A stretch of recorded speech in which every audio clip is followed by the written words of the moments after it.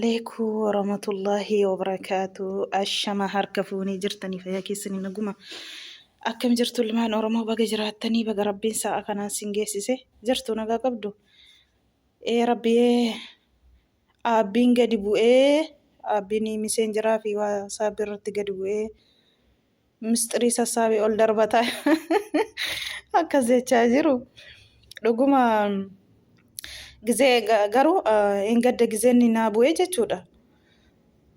Namatti daawaleen dhiisera moosee dubartii garuu hin haasoftii jechuudha.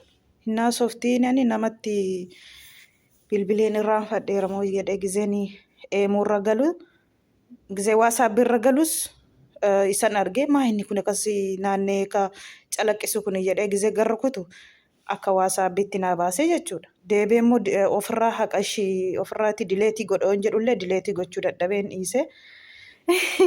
Namoonni garagariinii mistirii sassaabee sagalee keessanii waasaabbiirraa qadda'ee ol darbataa jira. Ol darbataa jedhu ijoolleen gargariin eessatti ol darbata? Eessatti ol darbata miidhatti dhugaa rabbiiti. Akkasii silkii keessan keessatti warri waan hin taane baatanii deemtanii fa'aa jedhuun jechi silkii keessatti waan hin taane baatanii maal jechuudha waggaa. Ani akkasitti rabbiin haqeessu jechi gaa haasootu kana sassaabee dhuguma akka jedhanitti miseenjarii fi waasaabbiirra sagalee inni waasaabbii sagalee qadda'eetii ol darbataa sassaabee ol darbataa jedhu. Akiru zamaanirra jirraa dhugaa dubbachuu fi hin ulfaata rabbiin hundumaayyuu qiyyamaa gadi iyyaate kana ol nurraa qabu wallaahi laazim. Qiyyamaa iyyaate rabbiin ol nurraa qabu. Footoo waan hundaa kanallee gadhiisaa jedhu gariin nama. Egaa keerumaaf inshaallah rabbiin kan ta'u nuufaa kennu kan hin taane nurraa fageessu rabbiin danda'aadha waan hundaayyuu. Akkasii rabbiin keerima nuufaa godhu wallaahi hin ulfaata.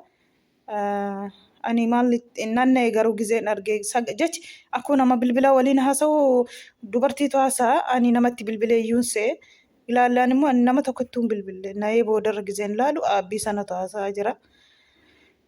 Rabbiin wallaahi inni qiyyamaa dhufaa jirus waan hundaayyuu jechuudha. Rabbi ol nurraa haa qabu wallaahi. Akkasii isiniin jedha kaa. Subscribe nu godhaa jennaan diddanii ijoolleen Oromoo wallaahi dhugaa dubbachuu fi ijoolleen Oromoo kan ormaa jalayyuu ooltu amma namni babbanate ruutuubii addisiin ijoolleen baay'eetu jirtu dhugaa rabbii dubbachuuf garuu immoo kan ormaa jala deemne ormaa guddisuu malee wal guddisuu hin beeknu. Sin amma ormaa wallaahi ruutuubii namaa jala galtan ijoollee Oromoo irra caalaan jechuudha. Garuu immoo wal guddisuu irratti maaf wal tuffannaa carraan koo carraa tokko ta'uu hin danda'u. Carraan nama sanaa immoo carraa naa ta'uu hin danda'u. Kanaafuu otoo wal tuffachuu isne subscribe walii goone yuutuubii keenya otoo walii guddisnee nutu ormaan barbaannu nutu wal geenyaa jechuudha. Amma ijoollee baay'ee banatee jira. Garuu waliin subscribe walii gochuu nutti ulfaata dhugaa rabbii wal tuffanna. Garuu immoo kan ormaa jala deemne ajab orma guddisuun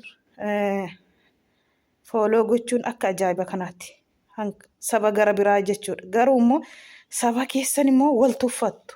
Wallaahi maaliif barbaachise maa yoo wal guddisnee yoo carraan hundumtuu carraasaa jiraata. Kanaafiyyuu lakkisaa waliin tuffatina. Orma jalayyuu ooltu walii subscribe walii gootanii akka walii guddatu yuutuubii keessan gootanii wal tabaabbartanii warrumti yuutuubeenyaayyuu hin dandeessu.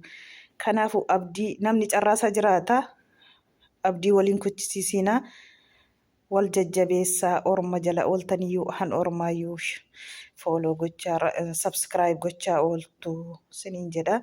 Garuu ani goddanyootuma kotti sheeran godhadheerraa nafe nam tokko wallaahi nam tokko yuutuubii nama xuxxusiin jirtu nama